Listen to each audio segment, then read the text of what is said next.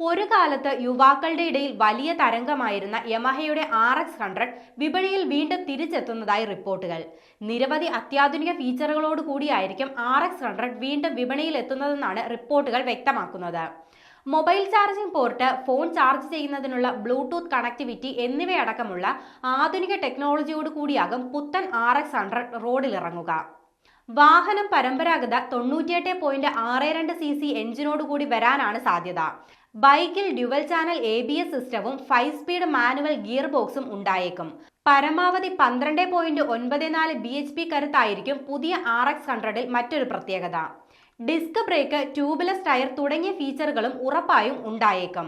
ഏകദേശം 72 kilometre mileage ലഭിക്കുമെന്ന് കരുതുന്ന പുതിയ RX 100 കമ്പനി ഉടൻ തന്നെ അവതരിപ്പിക്കുമെന്നാണ് റിപ്പോർട്ടുകൾ സൂചിപ്പിക്കുന്നത്. എന്നാൽ ഇത് സംബന്ധിച്ച ഔദ്യോഗിക അറിയിപ്പൊന്നും കമ്പനിയുടെ ഭാഗത്തു നിന്ന് ഉണ്ടായിട്ടില്ല. ഏകദേശം 88,000 രൂപ വിലയാണ് പുതിയ RX 100ന് പ്രതീക്ഷിക്കുന്നത്. എന്നാൽ ഇത് സംബന്ധിച്ചും കമ്പനി ഔദ്യോഗികമായി വ്യക്തത വരുത്തിയിട്ടില്ല.